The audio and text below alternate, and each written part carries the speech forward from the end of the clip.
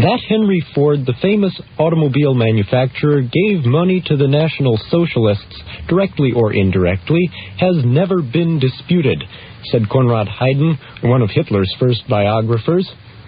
Throughout the 1920s, there were numerous leaks of information about Ford's financing of Hitler, but since then they have been suppressed and forgotten.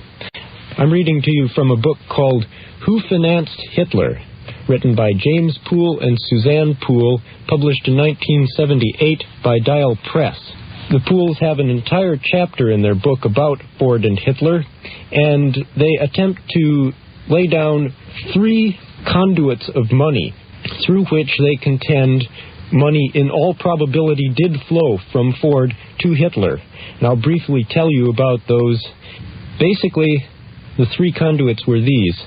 First, through the White Russian Tsarist community in the United States and Europe, particularly through one Boris Brasol, who was an assistant to Grand Duke Cyril Vladimirovich, a member of the Romanov family, and one of the probable heirs to the Russian throne if the monarchy had continued in Russia. Brasol, at the same time that he was working for the Tsarists, was also a writer for Henry Ford's private newspaper, the Dearborn Independent.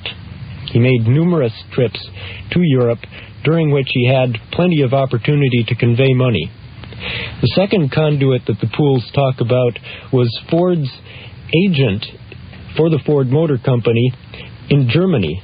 His name was Fuzzy Anderson, Warren Anderson, an ex-bicycle racer who was summarily recalled for no apparent reason from Germany in 1922, but who had contacts with the Nazi Party while he was in Germany. The third conduit that the Pooles mentioned was through the son and the daughter-in-law of the famed opera composer and famed anti-Semite Richard Wagner. Wagner's son and daughter-in-law came to the United States with Nazi Party member Kurt Lüdecke, supposedly asking for funds for a German music festival. However, they also had dinner with Henry Ford, and according to Mrs. Wagner, Ford agreed to give them some money. But more important even than Ford's role as a financier of fascism immediately following the First World War is his role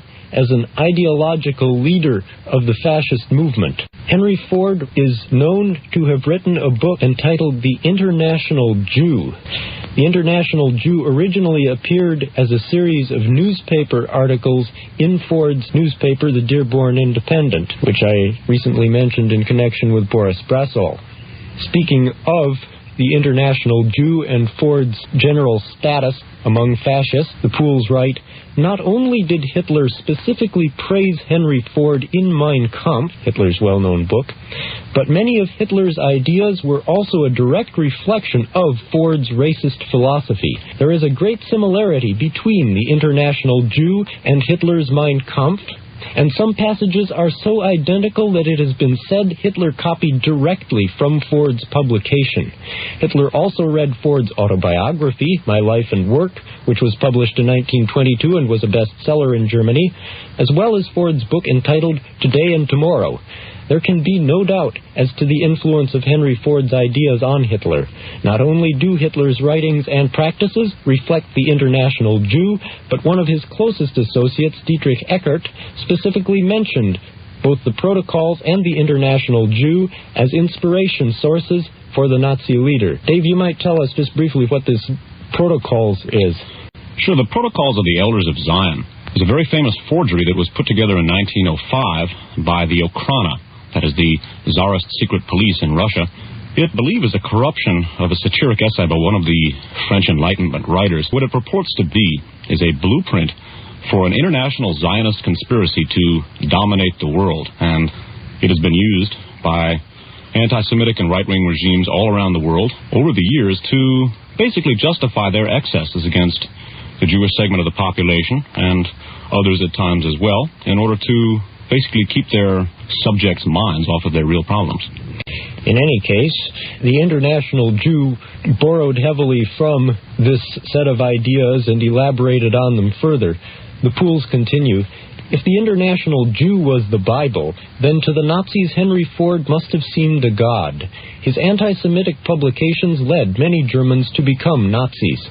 Baldur von Schirach, leader of the Hitler Youth Movement, stated at the post-war Nuremberg war crimes trials that he had become an anti-Semite at the age of 17 after reading The Eternal Jew, which was the International Jew's title in its German edition. You have no idea what a great influence this book had on the thinking of German youth, von Schirach said. The younger generation looked with envy to the symbols of success and prosperity like Henry Ford. And if he said the Jews were to blame, why, naturally, we believed him. One of Hitler's lieutenants, Christian Weber, boasted that Ford would be received like a king if he ever came to Munich. In 1923, when Hitler learned that Ford might run for president of the United States, he said, according to the Chicago Tribune, quote, "I wish that I could send some of my shock troops to Chicago and other big American cities to help in the elections. We look to Heinrich Ford as the leader of the growing fascist movement in America. We have just had his anti-Jewish articles translated and published, and the book is being circulated to millions throughout Germany." I'd like to interrupt very briefly, Mark. It's important to note that it was Henry Ford's stature, his fame as an industrial leader, that not only gave a great deal of distribution to Nazi ideology, they were able to achieve worldwide distribution through this, but it also lent the Nazis, at that time regarded as a lunatic fringe group, much of their early respectability, and this is an important point. Henry Ford's reward from Hitler finally came in July 1938, when on Ford's 75th birthday, he was awarded the Grand Cross of the Supreme Order of the German Eagle. Ford was the first American and the fourth person in the world to receive this medal, which was the highest decoration that could be given to any non-German citizen. Benito Mussolini, another of Hitler's early backers, had been decorated with the same honor earlier that year. I think it's important to remember that Henry Ford received a medal which had previously been given to only three other foreigners, three other non-Germans, one of whom was Benito Mussolini. I think this is indicative and representative of Henry Ford's stature in the international fascist hierarchy.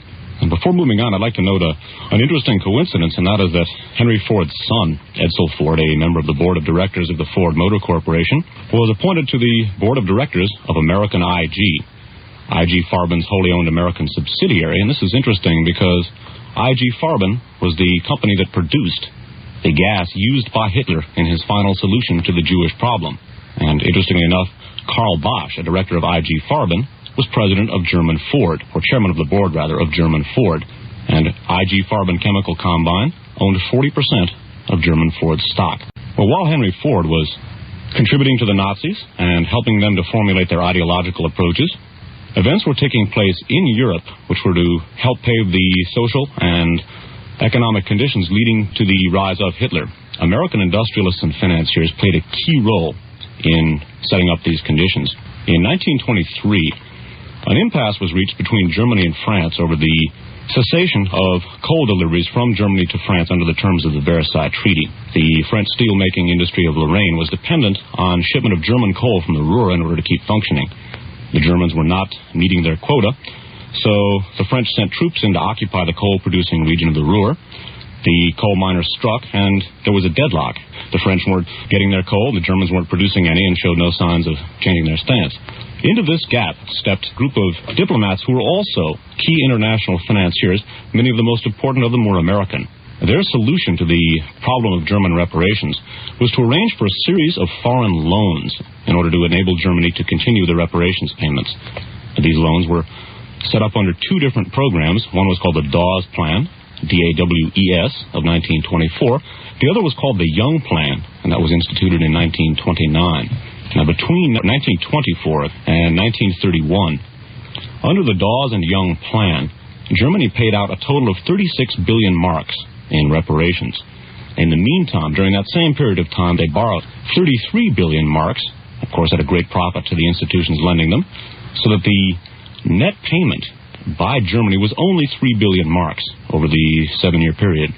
Now, what this had the effect of doing was to concentrate economic power, because in the harsh conditions which the Dawes and Young Plan imposed, the businesses which best survived were those that had access to the American loans. It was a very effective device for eliminating competition. And in fact, some of the firms used their loans in order to buy out their competition in Germany by paying higher than market prices. The chief result of the concentration of economic power which stemmed from the conditions set up by the aforementioned Dawes and Young Plan was the formation of three giant cartels. One of them, the IG Farben industry, which we were talking about a while ago. That was a chemical concern. The second was Vereinigte Stahlwerke, or United Steel. And the third was German General Electric, 30% owned, by the way, by American GE. These three companies comprised the backbone of German defense production. They essentially were Hitler's tools for forging the Wehrmacht and the Luftwaffe. And it's also important to note that these same industrial concerns played a key role in financing Hitler's takeover in 1933. All three cartels were generous contributors to the so-called National Trusteeship Fund, administered by Rudolf Hess. That money was drawn upon by the Nazis in order, as I said, to effect their 1933 takeover. IG Farben, for example, as a company and with individual directors, had basically contributed 45% of the National Trusteeship Fund. I'd like to, try and illustrate, really, the mechanism by which all of the transactions that we've discussed so far and the ones we're going to be discussing in this broadcast were brought about. Rather than attempt to delineate for you all of the complicated corporate maneuvering, I'm going to drop some names and sort of give you an idea of the kind of intersections which resulted in the cooperation between U.S. business and Nazi Germany. I'd like to focus on the fascinating set of connections of a man named Kurt Schroeder, S-C-H-R-O-D-E-R. Schroeder was one of Hitler's most prominent backers and one of his earliest backers. And one of his most important functions was his directorship of all of the ITT companies in Germany. ITT played a leading role in Germany. They were one of the dominant interests in the German electrical industry, along with German General Electric. They were also very, very heavily involved in German armaments production, most notably the Lorenz Company, L-O-R-E-N-Z. Shortly before the outbreak of war, purchased a 28% controlling interest in Focke-Wulf aircraft, which, throughout the course of the war, produced one of the top-line German warplanes. And ITT also produced a great many parts for wireless, for navigational instruments, and so forth. As I said, Kurt Schroeder was basically made the trustee of all ITT interests in Germany, and he, along with a man named Emil Meyer, sat on the board of directors of all of the ITT subsidiaries in Germany. Now, Kurt Schroeder was a member of a very famous very powerful transatlantic banking family. The Schroeder family had a bank in London called the J. Henry Schroeder Company. The J. Henry Schroeder Company of London acted as the exclusive agent for all German business, which was being conducted in England before the war. Another Schroeder bank was the J. Henry Schroeder Banking Corporation of New York. The J. Henry Schroeder Banking Corporation profited heavily from the reparations loans, which we described earlier, and the legal negotiations for the Schroeder reparation loans were handled in Germany by the law firm of Albert and Westrick. Both Heinz Albert and Gerhard Westrick were German spies in the United States in both world wars. The American end of the Schroeder reparations loans was handled by the law firm of Sullivan and Cromwell. Sullivan and Cromwell, well, the senior partners in Sullivan and Cromwell at that time, were two names which figure very, very prominently in American diplomacy, American politics over the course of the last half a century. The senior partners in Sullivan and Cromwell were John Foster and Allen Dulles. John Foster Dulles being Secretary of State under Eisenhower. Allen Dulles was the co-founder of the CIA and was also active in the OSS, which was American intelligence before the CIA was created. And Allen Dulles was a member of the board of directors of the Schroeder Bank until 1944. Interestingly enough, American IG Farben's wholly owned subsidiary, did all of their banking with the Schroeder Bank. Sullivan and Cromwell, the Dulles' law firm, handled all of the legal work for American IG. And interestingly enough, in 1936, the J. Henry Schroeder Corporation merged with another very famous banking family the J. Henry Schroeder Corporation became Schroeder Rockefeller and Company. And the vice president of Schroeder Rockefeller and Company was Avery Rockefeller, who was the son of Percy Rockefeller, brother of John D., the founder of the family fortune and father of Nelson and David Rockefeller. Perhaps the single most interesting connection of the Schroeder banking empire concerned an account in one of their banks in Cologne, Germany. This account was known as the Sonderkonto S, Sonderkonto, or Special Account S. The Special Account S was drawn upon by Heinrich Himmler for the day-to-day operations of the SS, the ferocious Nazi elite guards. Kurt Schroeder, his official title in Germany was Senior SS Group Leader. What that meant was that he was the leader of a group of industrialists who deposited money in the Sonderkonto S, the Special Account S account, in the Stein Bank in Cologne. As I said, Himmler drew upon that for the day-to-day financing of the SS, and in return, the industrialists not only received protection from the SS, but the main contributors, the really big ones, got first pick of the SS's slave labor pool and were able to avail themselves of that in their business concerns. And it's interesting to note, too, that the Sonderkonto S was contributed to by IT&T, American-based multinational corporation. It was also contributed to by the German-American Petroleum Company, 94% owned Standard Oil subsidiary, and German General Electric contributed to Sonderkonto S as well.